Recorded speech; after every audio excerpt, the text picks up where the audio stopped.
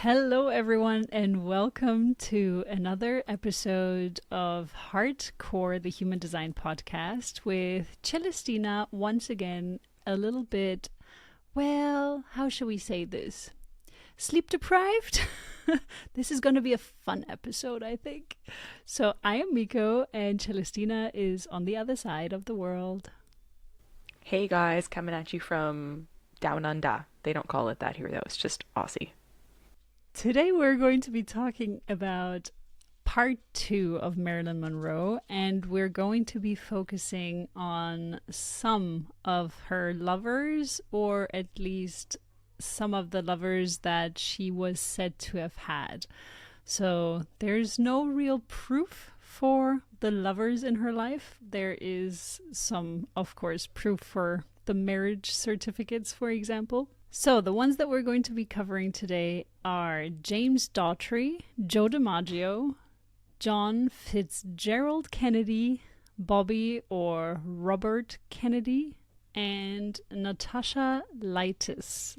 We're going to tell you about the birth times and dates we found for these individuals, but for now, these are the ones that we looked into as far as we could. And there are a few interesting connections that we found, of course, when we combined their human design charts. If you're watching, you can now see the chart of Marilyn Monroe, and James Daugherty is the next one that you're going to see. So Marilyn Monroe, we already covered it. If you haven't taken a look at that one or listened to that one yet, then do so. It's the episode 40, which is part 1, Marilyn Monroe as an individual chart.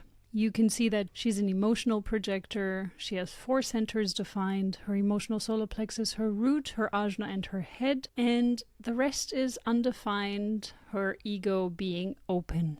She is a 6-2 projector. And what we didn't mention, which I thought was also interesting to look at when you're considering a projector. So yes, she has the gate 22, which gives her this grace in her Mars energy. So it's something that develops over time. We kind of looked at that one, but she is also a projector. So a lot of times projectors, they have the sexual energy being projected onto them. So projectors take in the sacral energy, which is connected to the life force energy, but also sexual energy. And what happens to projectors is that they don't have their own sexual energy or life force energy within them, but they take it from the generators. They don't steal it, they kind of borrow it, and they amplify that energy. So when you have a projector and a generator, the projector may actually seem much more sexual and sensual than the generator, because they take in that energy and they amplify it. That's the same that can happen with manifestors or reflectors. So anyone that has an undefined sacral center. And I think this is what happened a lot to her as well, because she does have the reflection aspect of the second line as well, where people project onto her what they want to see in themselves. It's not the same kind of energy as the 5th line, but it does have a tendency where people see something in a second line and they see all this natural talent, and then they can call out that second line to show their skills to the world. And I think a lot had around her charm and her sex appeal was also related to her amplifying these energies from within her. I also watched an interview from Natasha Lytess about Marilyn Monroe, and she said that she was actually a very, very shy individual. I also watched the documentary of the movie that was never completed. Not entirely sure the name of it. She had a few scenes, and it was very difficult for her to show up on set, and she was going through a lot. She was very depressed. She also apparently tried to take her own life during the filming of the movie, and that is also what is claimed for her death, that she overdosed on painkillers, I believe, or she had an overdose. She was going through a lot, and you can also see that in her chart with the gate 63.4 or the channel 63.4 being defined. there was a lot of doubt that was happening in her mind, a lot of pondering, a lot of trying to find answers to certain questions in a logical way. So this is a very logical circuitry. And this will kind of come into play as well with her partners. She has this logical definition in an unconsciously defined head center. So all of her head center gates are defined. The 64, 61, and 63 are all defined, providing her with a lot of questions that she's wondering about. There probably was, according to her design and also according to some tales of others, a lot of doubt about herself. She had a completely open ego, which also, again, kind of fueled this self-consciousness of, am I really good enough? And she kept asking that, as far as I heard in the documentaries. She kept asking, was this good enough? Was that scene okay? Was I acting right? There was a lot of self-doubt in her. And when you're looking at James Doughty, you can see that he is an emotionally defined generator. And he's a triple split definition. So his design and also the way he feels about himself was very split apart. There is a longer process for him to digest things. So he's an emotional being and he already takes a lot of time to make decisions if he follows his strategy correctly. And if he follows his inner authority correctly, then he needs a lot of time to make up his mind or make the right decisions for him. And additionally, because he's a triple split, it takes even longer for him to make decisions because it needs to go from his head through his body and then to his clarity so that he finally knows and understands, okay, this is the right decision for me and this is not the right decision for me. So a very long process. And he is very defined in his chart. The only two centers that are left undefined and even completely open, the G center is completely open, the throat center is undefined. But when you're looking at them together, everything becomes defined except for the G center. That remains undefined. So a lot of conditioning that is happening from him towards her. And one thing that I did notice in all of her partners is that they all have the ego defined, providing her, Celestina is nodding her head wildly, providing her with the willpower to pull through, to do things, but also probably providing her with the sense of, maybe I am good enough.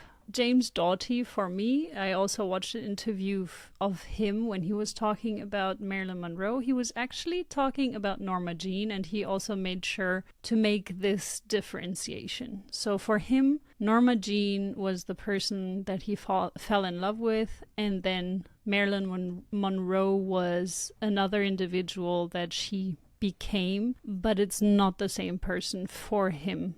And Natasha Lytess also seems to have the same input regarding that Marilyn Monroe was pretending to be someone or acting as a certain Marilyn Monroe instead of being her real and true Norma Jean. So he seemed to have been a very supportive husband, and he also let her do her thing. He seems to have supported her in whatever decision she wanted to make. However, if you're looking at them in a relationship, you can see that there are a few compromises happening. One is in 5027, in the channel 5027, which is called Channel of Preservation. We have the 6447, the Channel of Abstraction. There's a compromise there. And there is another one in channel 4253, the channel of maturation. So there are a few compromises that they had to handle,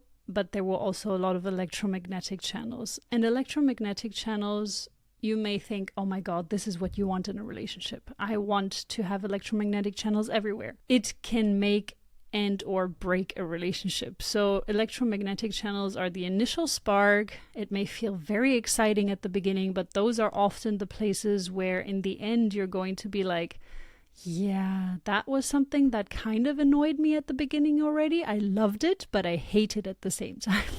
So it's really this love and hate with electromagnetics. You need to be aware of it. You need to understand them in your relationships. But the compromising channels are often the ones that we pay most attention to from the get-go. The electromagnetic at the beginning feel like this wild, fiery passion.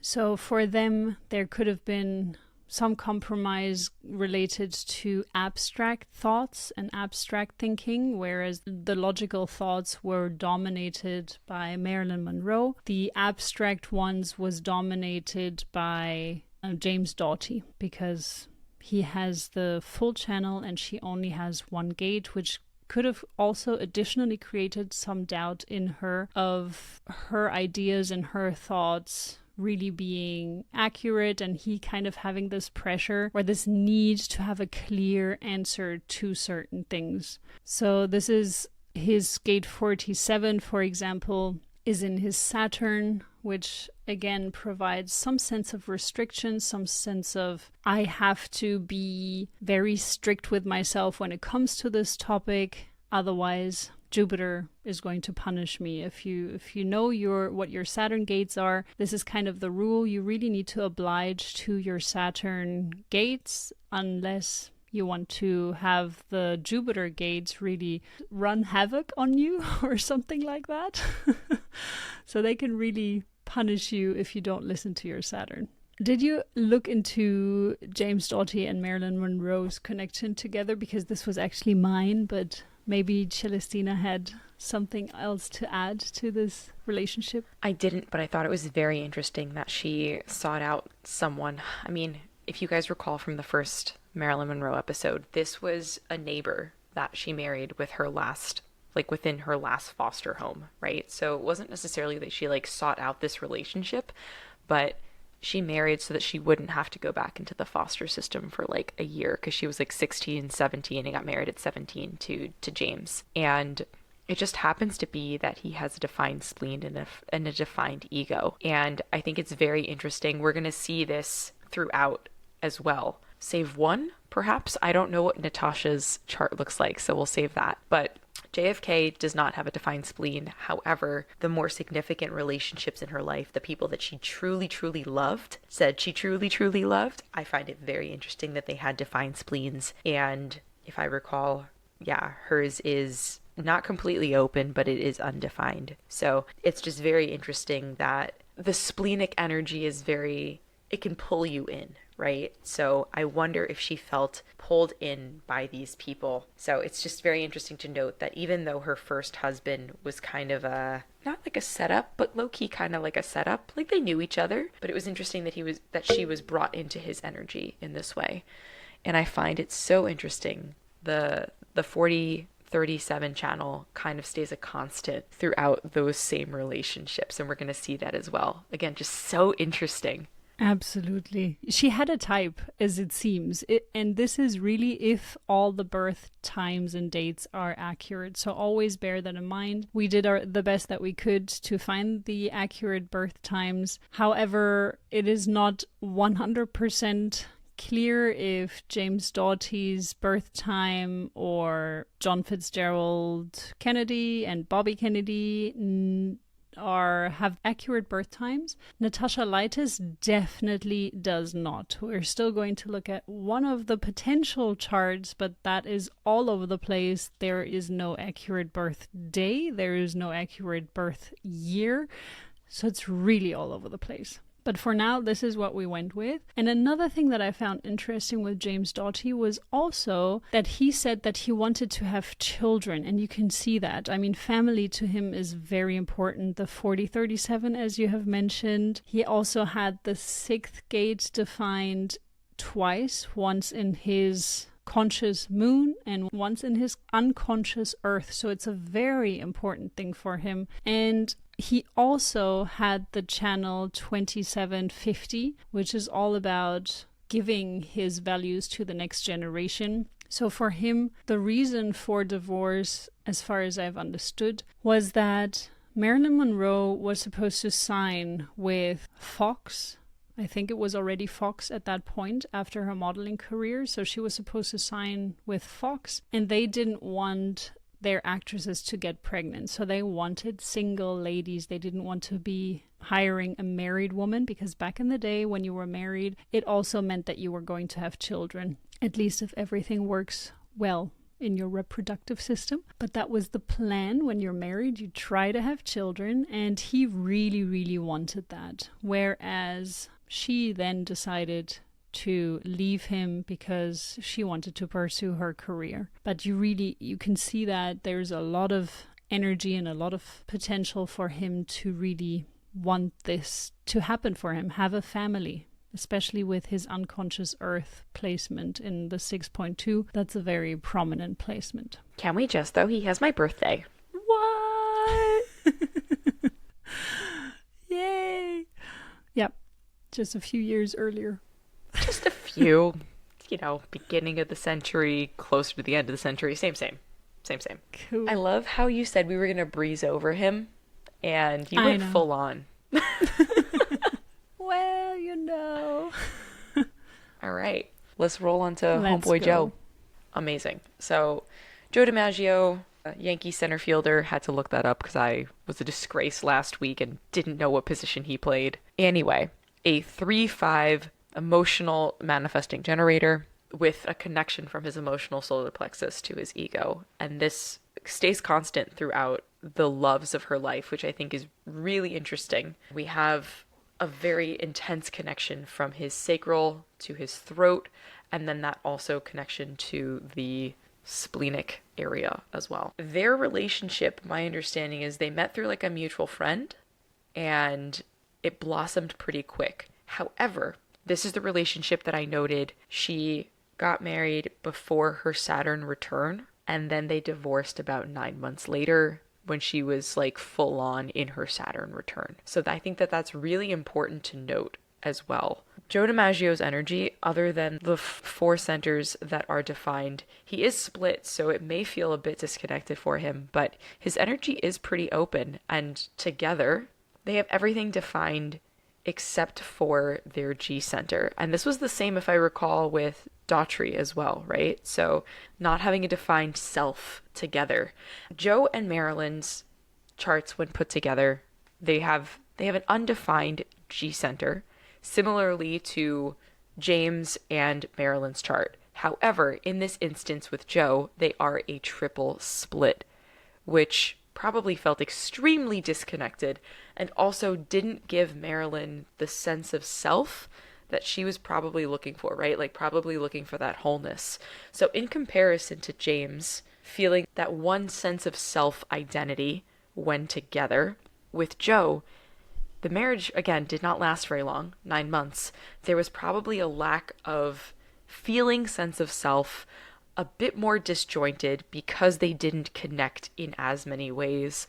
And if we're looking at the amount of electromagnetics, compromise, and dominance channels, if you recall, James Daughtry and Marilyn Monroe had about 5 electromagnetic channels, whereas Joe and Marilyn only have 1 electromagnetic channel together. And seemingly, that 1 electromagnetic channel was not enough to keep them going for the long term. They also have 2 compromise channels and 4 dominance channels. And of those 4 dominance channels, Joe DiMaggio had 4 of the dominance channels over Marilyn Monroe. So it must have been a lot of different / potentially heavier energy with him than her previous husband, or perhaps previous lovers in general. So it's interesting though, because Joe had such an affinity and such a deep, deep love for her. You mentioned last time, Miko, that he left her flowers on her grave for like 20 years or something like that, every day or every week. So every week. Yeah, I would love to know from you, is there anything that speaks or harks on that in particular, looking at their charts? Because I feel like this can be a very challenging connection chart to experience, and it could make sense as to why the marriage itself didn't last as long. I think for me, one of the biggest ones that stands out is actually his unconscious sun. So he has the 59th gate coming up over, he's got it 3 times in his chart, once in his unconscious Mercury in 59.3, Once in his South Node 59.2 and once in his unconscious Sun 59.5. The one that I'm honing in on is the 59.5 because that is the female femme fatale or Casanova. The Casanova is an extremely strong line where people look at that person, they feel attracted to them, and they really feel this desire. However, it's looking towards her emotional solar plexus or his emotional solar plexus. And there's no connection that is bridging those two connections. So as Celestina has mentioned, it's a triple split, which is very, very heavy. It's very challenging in a relationship. There needs to, if you're not aware of it, so there needs to be a lot of movement. They need to do a lot of activities with other people. Their auras need to mingle. Basically, it doesn't mean that they need to have extramarital affairs with anyone else, but it could be something how it plays out when you're not aware of these energies. But doing a lot of things with other people is going to help bridge these individuals. So it's not a couple that is going to thrive by just sitting together at home on top of one another and do their thing by themselves all the time. They would not have made it through quarantine. Probably not. I mean, they didn't even make it in this way where they were probably mingling a lot because they are part of Hollywood. So yeah, I'm sure they got around. But I think that was one of the challenges. There was this lack of connection in a lot of places. And yes, Marilyn Monroe was very self-conscious and she did seem to have been looking for someone to complete her, and that would have happened through bridging either her gate 22 with gate 12, her gate 36 with gate 35, and then she needs additional gates, gate 23 with 43, and gate 62 with a gate 17. So if we're looking at James Doughty again for a second, we can see that this is actually happening. He's bridging her split. So she would have felt more complete with him. She also apparently was sending him letters every day at the beginning. So while it was more or less an arranged marriage, there still seems to have been love in this marriage, at least within a human design perspective, a feeling of connectedness. That didn't happen with Joe DiMaggio. Neither of them were bridging each other's splits. They're still feeling very unbridged, I would say. So the next one we're going to be taking a look at is John Fitzgerald Kennedy. JFK for you Americans out there. JFK. JFK. I was so surprised when I saw this chart. So for those of you who are just watching, he is a 3-5 emotional projector with a lot of no definition or undefinedness and openness in his chart. So open head, open spleen, undefined throat, G-center, sacral, root, and the only, I love a one and only, I can so relate, a one and only channel kind of person. But the 3740, undefined, connecting his ego center and his emotional center. So I just thought that this was very interesting. One, him being a president and being so undefined and having to deal with such major things happening in the world and having to process all of that, feel all of that, and still have intuition for others, right? With the very undefined spleen, very open head. Just from knowing this human, like American history wise, I think it's very interesting to see his chart and now see it in this space. But also together with Marilyn's chart, I wonder if she felt the energy from the 3740 and was like connected to it. You know what I mean? I wonder if she like really, I mean, for her to have 3 dudes with the same channel, I think she must have felt very connected to that energy. Yeah, let's take a look at their charts together. So together they are 9 and 0, nowhere to go. they have together 5 electromagnetic channels. So again, that initial spark was definitely there. Only one compromised channel with Marilyn over JFK, and 2 dominance channels. They have one each. So Marilyn dominating one over JFK and then vice versa. Truthfully, with 9-0 nowhere to go, it definitely makes sense that this did not last long either. I think it may have lasted like a year, which is longer than Joe, but it's very interesting. They both bring each other voices in different ways. So JFK brings the 35 to Marilyn's 36 and gives her a voice for her emotions, and Marilyn allows JFK through the head and the ajna to then vocalize his thoughts and his thought processes.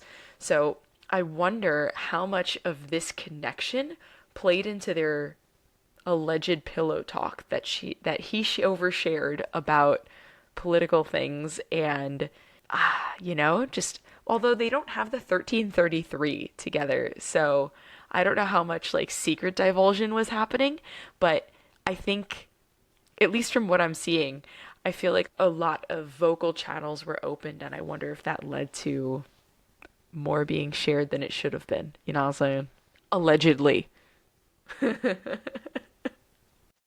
Yep, that's a very good point. So yeah, true. They provided each other with a voice, and so you can also again see that he is bridging her splits. Let me just take. Yeah, he didn't, because he only has one channel, so he has no split to bridge. So he's bridging her split. So again, she felt more complete with him. However, they together still are a split definition. So the partner that she felt most complete with up to now is James Doughty. We didn't cover quite a few of the other lovers, and even also Arthur Miller, for example. We are not going to be covering him. So we don't know his chart because we didn't want to extend this episode into infinity, which seems like it would have with all the rumors floating around. Who was the one that said this quote of, if she was really sleeping with all the people that she was rumored to be sleeping with, there wouldn't be any time for movies? Anyways, I thought that was a funny quote. I don't know what is true, what is not. We only know a few of her lovers and partners as fact, I would say. So I think that's also part of her allure, this secret side of Marilyn. But the other part that they're giving to one another is a sense of direction, which I think is very important for a president, but also was very important for Marilyn, that she finally felt like she had a sense of direction, which came from the 214 channel, which is all about the drive to go into a direction, the sacral energy. And yeah, the interesting part is that they're really defining a lot of channels for one another, a lot of centers for one another, not channels, but they're creating channels with one another to form these center energies.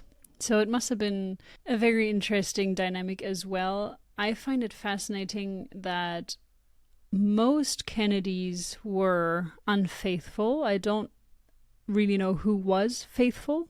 There must have been a few, I don't know. But apparently most of them were unfaithful. And the wives still stood by them. I don't know if this was a past generation thing, but they really, if you know of Jackie Kennedy, you know how graceful she's portrayed and how beautiful she's being made out to be. Graceful. So Jackie he was a provided boss. that. Yeah.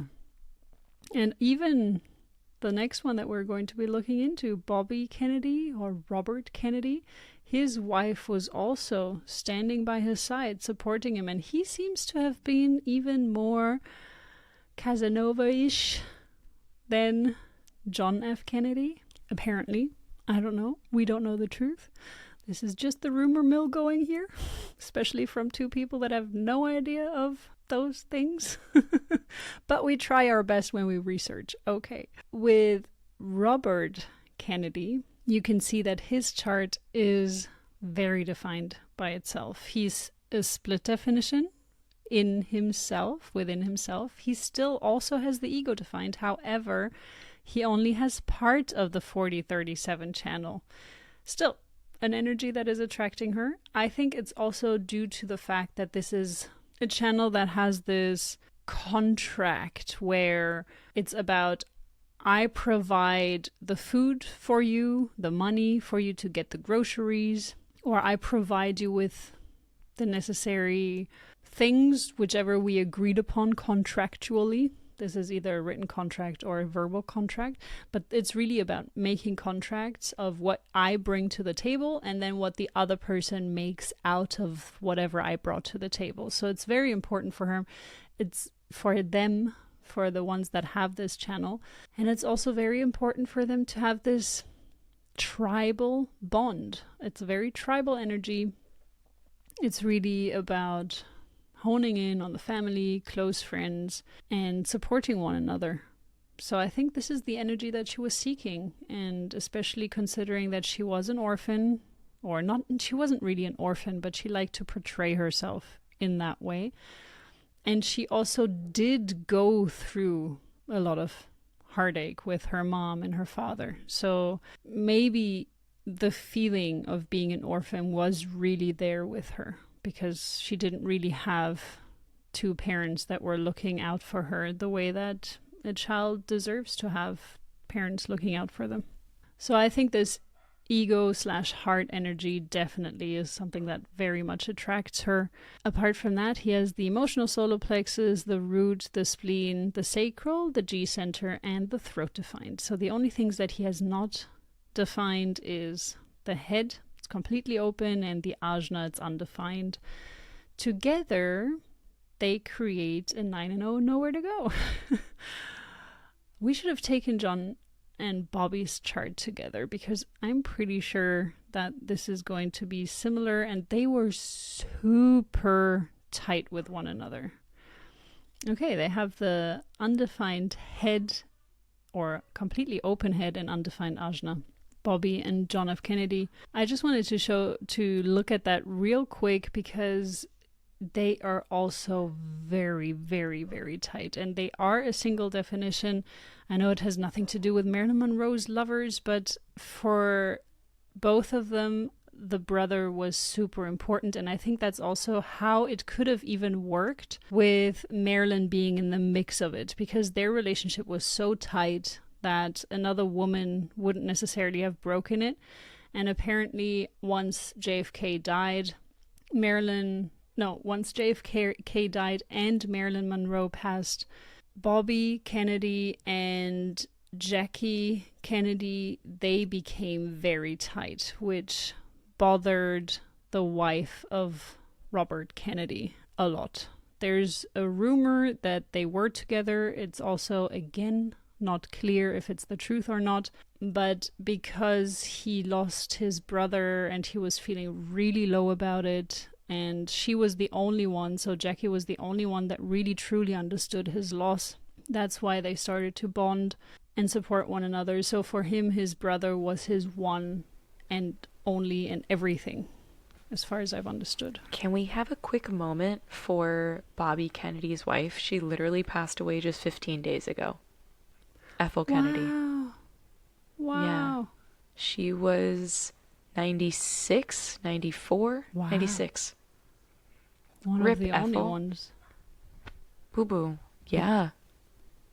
Because all the other ones, or many of the other ones, lost their lives so early due to plane crashes, assassinations, suicide. Yeah. Wow. Yeah. So this was Bobby Kennedy's wife, who just passed away 15 days ago. Crazy. Wow. Also, yeah. I didn't realize that Bobby was married and cheating on his wife with her. Ah. Yeah. She's got passed around the Kennedy clan. Jesus. Yeah. Allegedly. Allegedly. You right. So together, let's take a look at Marilyn Monroe and Bobby Kennedy again. Together, they are still a split definition. There is a lot of dominance going on, particularly from Robert Kennedy. Marilyn is only dominating him in one aspect, the 49-19. And this channel probably also caused a lot of havoc in her relationships. Not necessarily in this one, because there is no compromise in that one. But when we're looking at the John F. Kennedy and also at Joe DiMaggio, there's compromise in both of those. And this channel is about being able to voice what it is you need in a relationship and having specific values and kind of, how you want a relationship to be, what it is that you want your relationship values to be like. And she had both of these sides, whereas Joe DiMaggio only had this, I would like my needs to be met, but he didn't have the other side to complete him in that aspect. And he was apparently a very jealous individual with Marilyn Monroe. And that could have caused this because he felt like his needs weren't met and he wasn't taken care of properly. So he may have been quite jealous towards the other individuals and men in her life. And especially as well, on top of that, she has the Hanging Gate 30. And the 41, this full channel 4130, is again a channel that is a lot about these fantasies and desires and fantasizing about other individuals. And when we're looking at the connection with Bobby Kennedy, this channel is in compromise. So in this case, what could have happened is that because he has the full energy of having fantasies and being able to express them and potentially even wanting to live it out, because he has the 36 as well defined as well as her. So if this would be completely closed with the 35 as well, it could actually lead to manifestation. Currently, this is more about fantasies without this full connection, because the throat is about really manifesting things. So in their case, what could have happened is that he was fantasizing a lot about other individuals in his life, which is one of the reasons why he may have had all these extramarital affairs, because he didn't just fantasize about it, but he had this pressure from the root all the way up to gate 36, which wanted to get manifested through the throat and lived out. Just did a quick Google. He had 11 kids with his wife, Ethel, in their 18-year marriage. So, yeah. Yeah. He's probably looking for a bit of an escape, you know? Yes. I'm sure. So with this gate of fantasies and adventure, I can imagine that the married life isn't necessarily his thing. But then again, I mean, his brother's thing was the married life more than him. But I think it was just, there was just a lot of bad role modeling happening in the Kennedy family. So they grew up to also just follow into the footsteps. I have no idea who their father is. I don't know. I know that they're a very, very wealthy family, but I don't know how they made their wealth. But there must have been quite some conditioning happening. So the only other one that we kind of slightly looked into was Natasha Lytess. And as I said, this is very unreliable.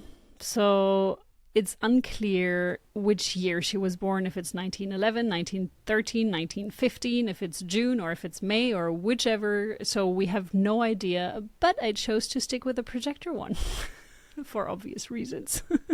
Is it because you're a projector and she may or may not have the same channel as you? Well, maybe. No, but the actual reason for me choosing this chart is because Marilyn is a projector. And I think the relationship between those two was probably pretty interesting. So it's rumored that they had a romantic relationship, that they were together, but it's not set in stone, so it's not sure. However, Natasha Lytess kept or claimed that Marilyn never really liked sex with especially men. She was only very comfortable with women. This is something that you hear from several different sources. I don't know if it's true or not, but I can imagine that this was a relationship of 11 years overall, whether they were together throughout all this time or not.